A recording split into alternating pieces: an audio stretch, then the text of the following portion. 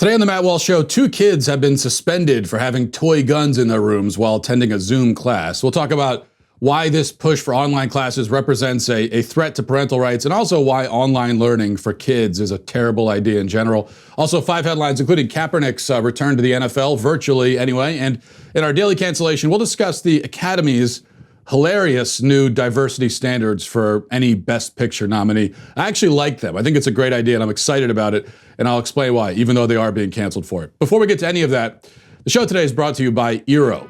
Look, if you need to have, well, everyone needs to have great Wi-Fi everywhere in their home. You don't want to be one of those people huddled in a certain corner of the room where you get the best signal. Don't do that to yourself. Have some dignity. Get Eero. These days, your house isn't just your home. It's an office, it's a school, as we'll discuss in a moment. It's a movie theater, it's a restaurant. All these activities and more put a strain on your Wi-Fi. It's not good. It's not good enough to only have, 1 room or 2 in the house where you get Wi-Fi. You need solid Wi-Fi in your whole house so everyone isn't working right on top of each other. That's why you need Eero. Eero, an Amazon company, covers your whole home with fast, reliable Wi-Fi inside and out. Rooms with bad to no Wi-Fi, if you got dropouts on your patio, Eero makes every square foot of your house and even outside your house usable by eliminating poor coverage and dead spots.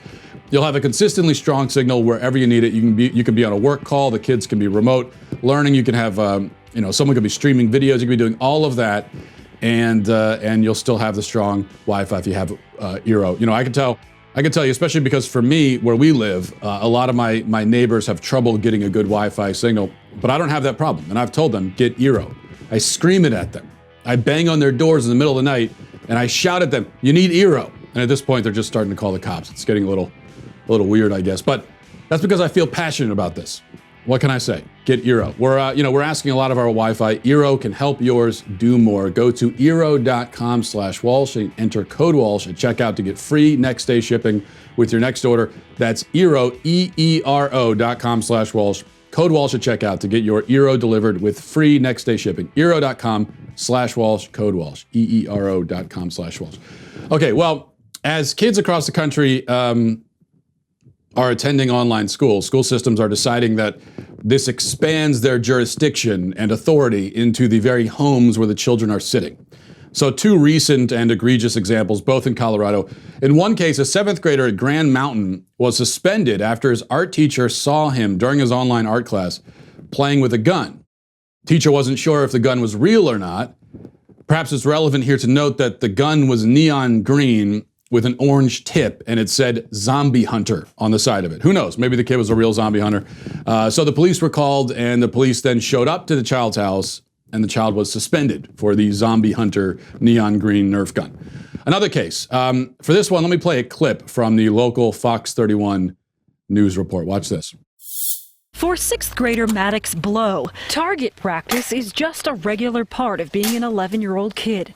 That's why he says he didn't think anything of it when he picked up the airsoft gun in his bedroom after completing a quiz during a remote school session online. I was just fiddling with it because I was bored, and so I just fiddled with the nearest object at hand. Maddox said he didn't even realize he was on camera, but hours later, a teacher noticed the airsoft gun while reviewing the recorded session, according to Maddox's dad. The Fox 31 problem solvers learned a resource officer then called the Wheat Ridge police to ask for a welfare check and report that Maddox had a toy gun.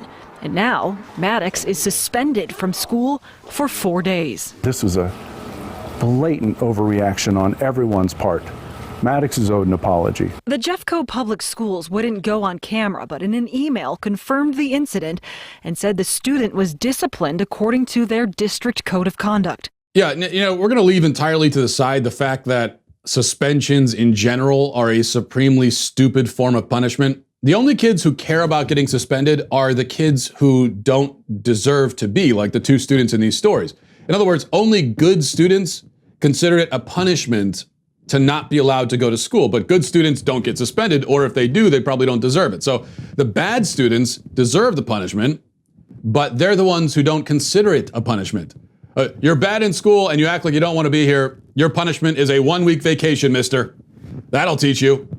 Not very effective. But more to the point, there are all kinds of horrifying implications to public schools now punishing students and getting law enforcement involved for things they're doing inside their own homes.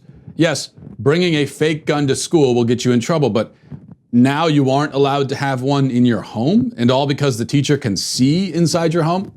So a teacher can punish a child for anything the teacher sees the child do, no matter where he is when he's doing it? A teacher has authority over the actions of a child inside his home, and all because Zoom grants the teacher a view of inside the home. What this COVID panic-inspired rush towards online learning, or distance learning as they call it now, represents, what it represents is, among other things, a massive power grab by the state.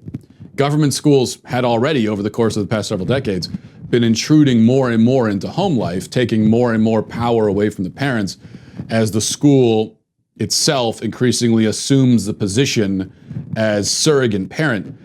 But now, with this online learning stuff, with households apparently required to function as the school and obey its rules, what should be a reclaiming of power by the parents has worked exactly the other way around. The schools have just extended their reach, slithering their tentacles into the home and claiming it as their domain now. And all of that is also almost beside the point when it comes to online classes. The most important point of all is simply that online learning for kids in grade school doesn't work. In fact, it's debatable whether it works at all at any age, even at the older ages. A report published by Inside Higher Ed in January of last year, so way before the COVID panic sent everyone running into their homes for months on end, found that students who are fully online, taking all of their college classes on the internet, underperform and experience poor outcomes. Now I ask you, is there any reason to think it'll be better for 10-year-olds? There are, I'm sure, some adults who can be successful with online classes. There might be some kids too, but that percentage is going to be much smaller. And that's why the reviews after the last 3 months of the past school year spent learning online, the reviews for that were generally poor. There was an article in the Wall Street Journal in June, headline, "The results are in for remote learning, it didn't work." Of course it didn't. You can't plunk a child in front of a computer for hours a day and expect him to absorb even a fraction of the information that's thrown at him. Children need an education that is hands-on, immersive, personalized. In fact, the whole problem with the public school system, where 30 kids are plunked into a classroom and information is spewed at them, which they're expected to memorize and regurgitate, the whole problem is that it's not nearly personalized enough. Now take that same approach, except have the kids sitting and staring into a screen, and all of the bad things about public school education, at least all of the bad things about the education itself, if not the environment, are amplified. You simply can't expect kids to learn this way. There's a reason why, for years, the complaint has been that kids spend way too much time sitting around and staring into screens. Suddenly, because people are scared of a virus that rarely affects kids at all, many kids are required to do the thing we've all said they do too much of already. So we go from, you look at screens too much, to sit here for 6 hours today and look at screens. One thing we can certainly expect. There is going to be a huge, and I'm sure we will be told mysterious, rise in ADHD diagnosis this year. Kids who have trouble engaging and staying invested and interested and focused in a crowded classroom while a teacher reads information off of a worksheet are already diagnosed as somehow disordered, when their only real disorder is that they're disengaged and bored by stuff that's disengaging and boring. So expect a similar approach to kids who have trouble sitting still and staring at a screen for hours each day. Well, this 8-year-old boy isn't learning much from 5 hours of Zoom meetings each day. He must be diseased. Let's shove some pills in his mouth. That's what's coming, I guarantee you. For a long time, the approach to education has been to do it in a way that is most convenient for all of the adults involved. And if the kids struggle to learn that way, well, then drug them until they get with the program. So a parent says, I need to be able to ship my kid off to a government building for 8 hours a day because that's easiest for the lifestyle that I want to have. If my kid doesn't thrive in that environment, well, there must be something wrong with him. Put him on drugs. No, there's nothing wrong with your kid. There's something wrong with your approach to parenting. And now Zoom classes and online learning for elementary schoolers is just the latest example of educating kids in a way that makes us feel most comfortable as adults and is most convenient for us and what we want to do, but is not good for the kids. And so what do we say? If it doesn't work for the kids, then yet again, there's something wrong with them. That's what's coming down the pike, I guarantee it. Let's get to our 5 headlines.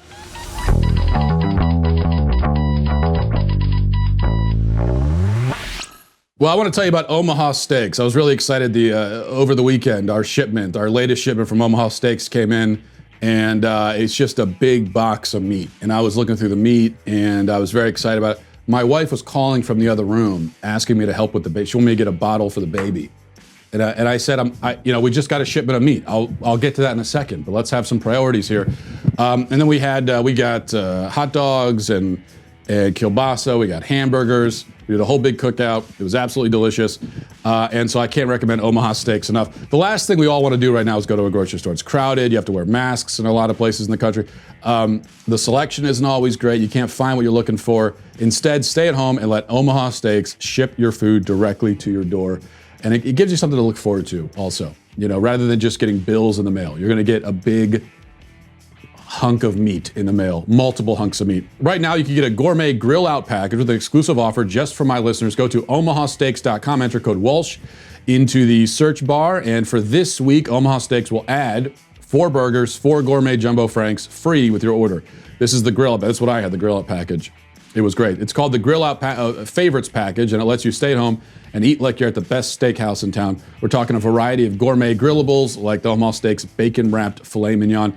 Visit omahasteaks.com and type Walsh into the search bar and order today. Omaha Steaks isn't just steak. It's the best steak of your life, guaranteed. And not just steaks. It's all different kinds of cuts of meat. And don't forget, when you order the Grill Out Favorites Package, you also get 4 gourmet jumbo franks, 4 Omaha Steaks burgers free to complete your steakhouse experience.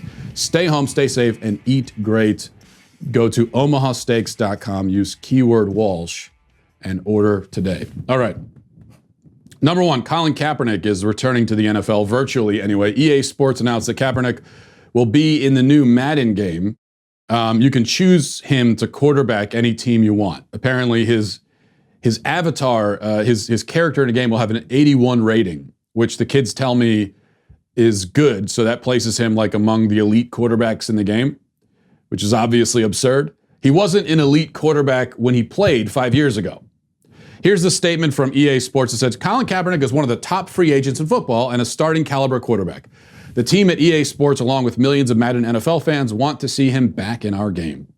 Knowing that our EA Sports experiences are platforms for players to create, we want to make Madden NFL a place that reflects Colin's position and talent, rates him as a starting quarterback, and empowers our fans to express their hope for the future of football.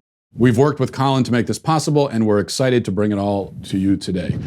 I'm sure you did work with Colin Kaepernick for that. I'm sure he was fully on board. All in the name of social justice. This is all about social justice, racial justice. But getting Colin Kaepernick in the game, it's all in the when he was working with Madden, making however much money he was making from them to get himself in a video game, it is all for racial and social justice, okay? And money, but mainly for racial and social justice. Now, of course, the claim, as I said, the claim to him being a starting caliber player at the age of 32, 5 years removed from the game, is ludicrous. Just to give you an idea, Kaepernick lost his starting job to Blaine Gabbert while he was still playing, okay? And if you aren't familiar with pro football, suffice it to say that losing your starting job to Blaine Gabbert is one of the great humiliations that you can possibly suffer in an athletic context. It's maybe a notch below losing an arm wrestling competition against your wife. Okay, it's only slightly less humiliating than that.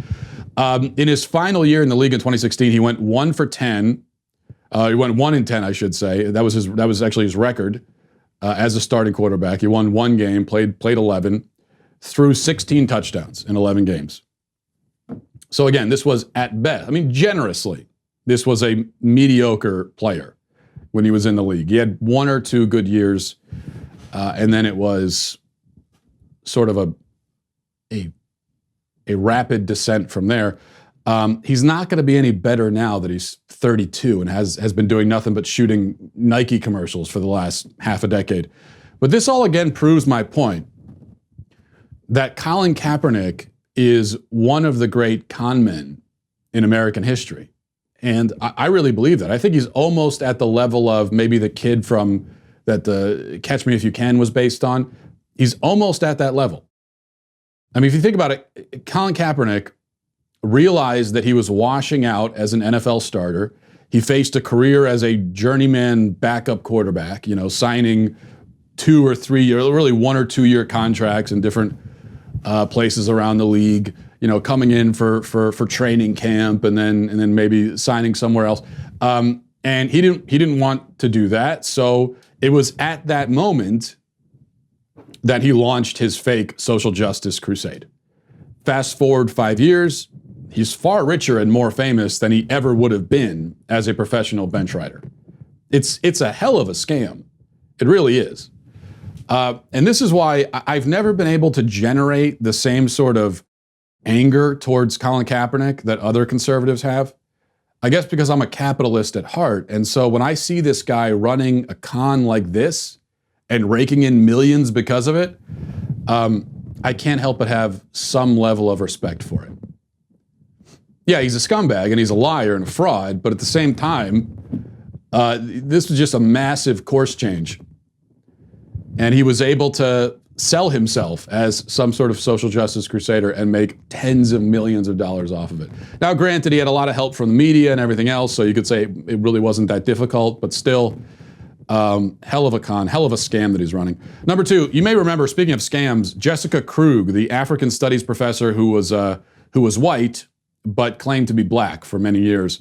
Video has surfaced of this person back in 2019 when she was still pretending to be black. And here she is on a Columbia University panel, seemingly justifying and defending some gang members who hacked apart a 15-year-old kid with machetes. And she says that it was a revolutionary political act and seems to have a not very disapproving attitude about it. Watch. How many people in this room are familiar with Leandro Guzman Feliz? It's a 15-year-old boy who was murdered in the Bronx last year. So if you're in New York, you probably heard a lot about this. And the narrative around it is that he was an innocent kid who was mistaken for a bad kid, right? He was the kid who was hacked apart with machetes in front of a bodega in the Bronx. And the idea is that he was mistaken for someone else by Trinitarios, right, who are a Dominican gang that comes out of Rikers, as most of the radical politics of New York City has done for many, many years. But the part of the story that gets emphasized in different ways is that he was an explorer, right, which is a program that the NYPD has to bring youth in to eventually work for them. And so when I think about this politics of silence that I'm talking about in the archives, right, and how silence can be a really radical presence historically, I think it's a radical presence today. When people talk about snitches get stitches, right, or when we think about a history of anti-apartheid struggle in South Africa and necklacing, right, and that kind of violence towards people who are collaborating or who are working against their communities, we have to consider a radical moment in 2018 in which people are using machetes to hack apart a 15-year-old boy who's working with the police. Now, this is not the point, I suppose, but my first question is, how the hell did anyone ever take that woman for a black person? She's paler than me. She sounds like a valley girl. I mean, speaking of scams, how did this go on for years? Couldn't everyone tell she wasn't black just by, looking at her? Did she surround herself with visually impaired people? Did she work at a camp for the blind? I mean, I really don't. It's amazing to me that person passed herself off as black all those years. But really, I guess it's not that amazing. The reason she got away with it is that we live in a country where everyone feels like they have to take everyone else's self-identification seriously, no matter how obviously absurd it is. So when she went around introducing herself as a black woman, people were afraid to just go, no, you're not. You're not that. You're certain. I don't know exactly where you're from or what, but no. to use basic common sense is considered an act of violence now. And so people were afraid to do that, and everybody forfeits their common sense willingly, choosing wokeness over common sense. We're at the point now where I could walk into a room and say, "But howdy, folks, great to meet you. I'm a Jamaican woman, and also I'm 72 and pregnant, and I can fly." And everyone would feel obligated to say, "Oh, okay, great, nice to meet you. How's Vietnam these days?" That's where we are, and that's how she got away with it. I guess it's a similar thing to Colin Kaepernick. I want to, the positive side of me wants to laud them for being great scam artists, but then I realize the culture and the environment has made it so incredibly easy to run these kinds of scams.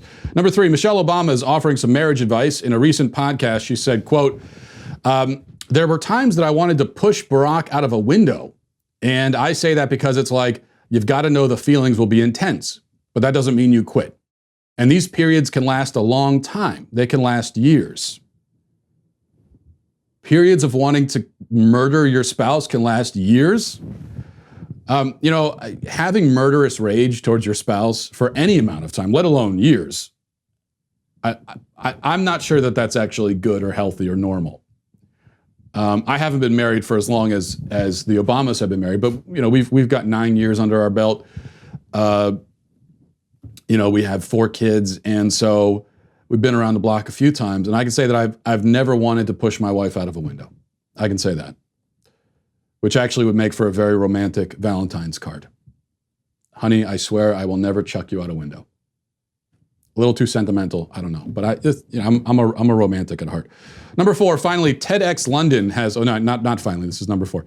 We've got one after this. TEDx London has announced that it will no longer use the word women, and instead will use women with an X instead of an E. So, Wimixen. They explain their decision here. They say, why we're using Wimixen?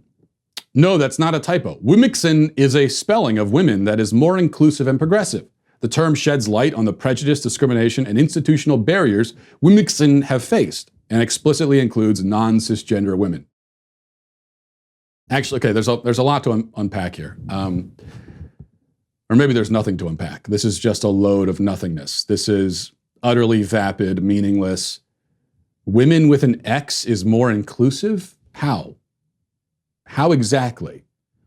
It sheds light on prejudice. How? What? Why? When? Where? So many questions. Though I do appreciate this new leftist trend, I guess, of injecting the letter X into words randomly, because it demonstrates that progressivism has no ideas of its own, no real vision, no plan, no goal, no coherent thought of any kind to offer. It's really reactionary in the most literal sense of the word, because it simply reacts to what already exists. Its whole thing is just to arbitrarily tear down and get rid of what already exists for no reason other than just to do it. That's the only discernible or vaguely discernible reason to replace women with wimixen. It achieves nothing other than to get rid of the word women. And the only problem with the word women is that it's a word people have used for a long time. And so we're going to get rid of it for that reason. It's the same thing with Latinx and all of these, or Latinx. I'm still not clear on how to pronounce any of these words. Or maybe you're not supposed to pronounce them. I don't know. It's like, Prince replacing his name with a symbol. Is it that kind of thing? I'm not sure. Number 5, finally, for our most important story of the day, huge controversy ignited yesterday when Kim Klacik, a congressional candidate from Baltimore, she's the woman who made that viral ad about Baltimore, where she announced her campaign. She posed for a picture at Jimmy's Seafood, which is a Maryland institution, best crab cakes in the country, in the world, on the planet, without question.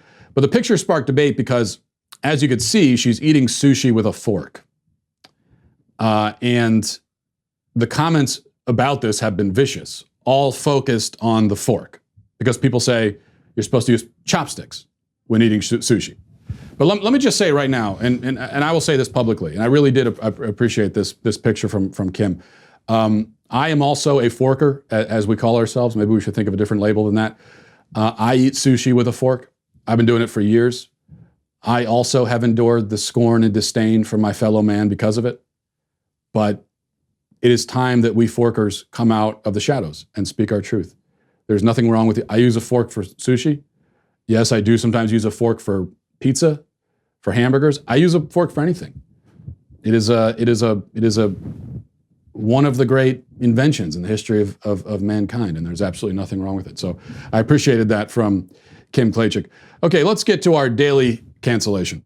Today for our daily cancellation, we're going to be canceling the Oscars. The Oscars have been canceled for me on a personal level since, well, forever. I don't think I've ever watched more than 5 minutes of an Oscars telecast. That's because I'm not a masochist. But today we're going to be canceling the Oscars for everybody else too. You aren't allowed to watch it either now after this, which I think will be one rule that you should have no problem following under my theocratic dictatorship. Reading from the Hollywood Reporter, the headline is, Film Academy sets inclusion requirements for Oscars, which will take effect in 2024.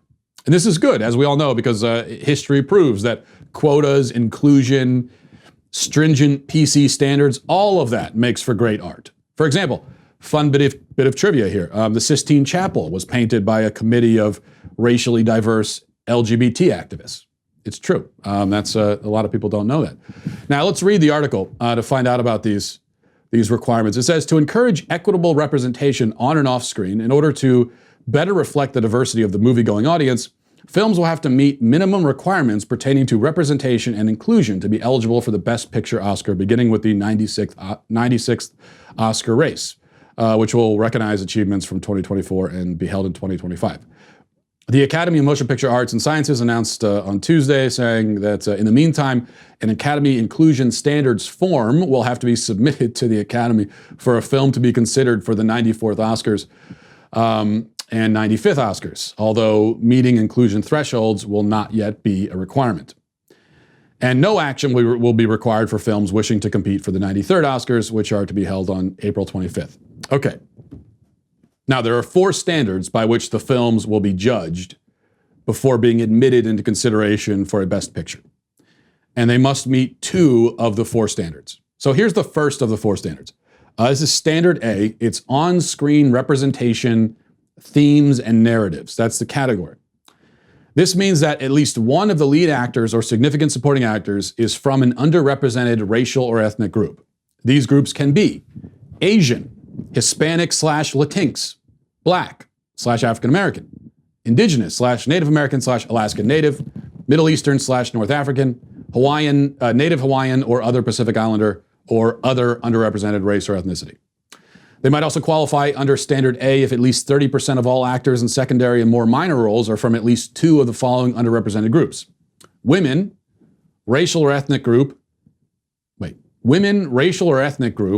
LGBTQ+, people with cognitive or physical disabilities, or who are deaf or hard of hearing.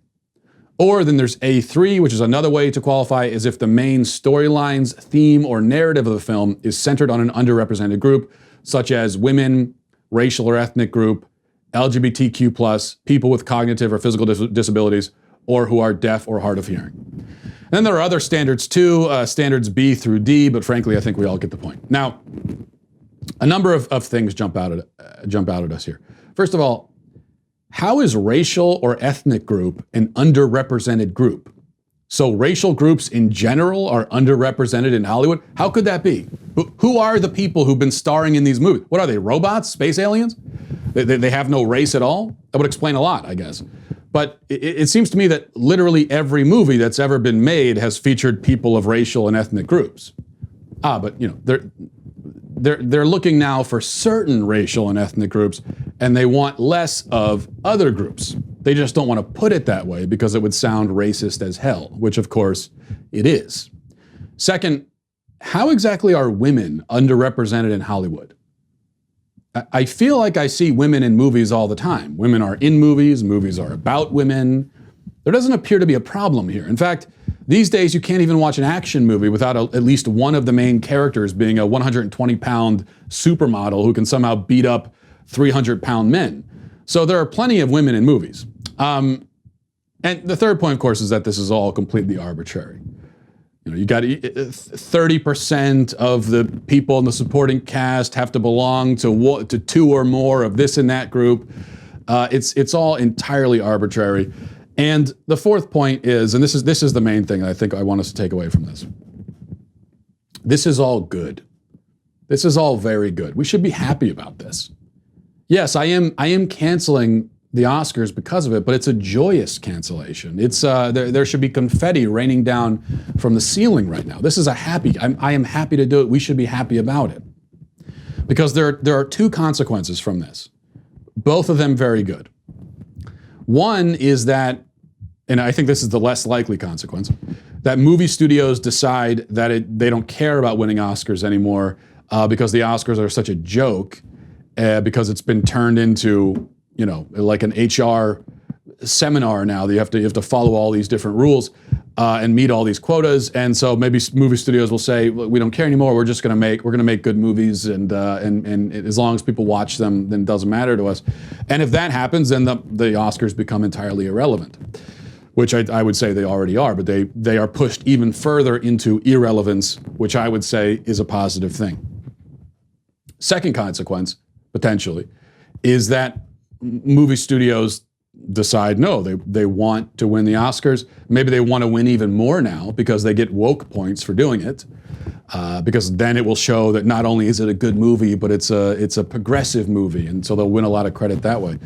And so they'll start making their movies in accordance with all these ridiculous rules so that they can win the Oscars, and that will just be the end of Hollywood. That will be the end of Hollywood. Hollywood will officially be getting out of the business of making art, and it will be fully and totally and nothing but in the business of progressive politics. And I know you could say that that's already happened, and it has largely, but I still think that there are, you do find real art sometimes coming out of Hollywood. They do sometimes produce a movie, a TV show that seems to have been made because simply for the quality of it, for the art itself. I think this could represent the end of that. And now it's just totally about the progressive politics and nothing more. And if that happens, then it's the end of Hollywood, and it leaves a giant opening, a giant gap for somebody to come in and fill and make real art. Because they're still going, we are human beings, and we still have an appetite for art. That's not going anywhere. And if Hollywood's not going to fulfill that appetite, if they're not going to satiate that human need people have for art, then somebody else will come in and take Hollywood's place. And I say that's good.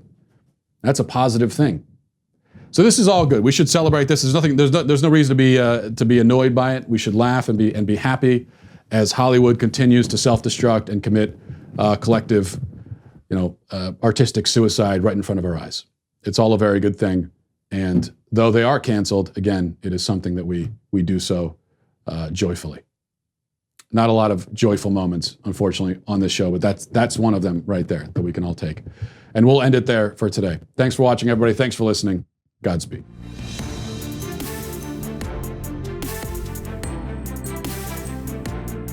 The Matt Walsh Show is produced by Sean Hampton, executive producer Jeremy Boring. Our supervising producers are Mathis Glover and Robert Sterling. Our technical producer is Austin Stevens, edited by Danny D'Amico, and our audio is mixed by Robin Fenderson. The Matt Walsh Show is a Daily Wire production, copyright Daily Wire 2020. Hey everybody, it's Andrew Klavan, host of The Andrew Klavan Show. Some people are depressed because the American Republic is collapsing, the end of days is approaching, and the moon has turned to blood. But on The Andrew Klavan Show, that's where the fun just gets started. So come on over to The Andrew Klavan Show and laugh your way through the apocalypse with me, Andrew Klavan.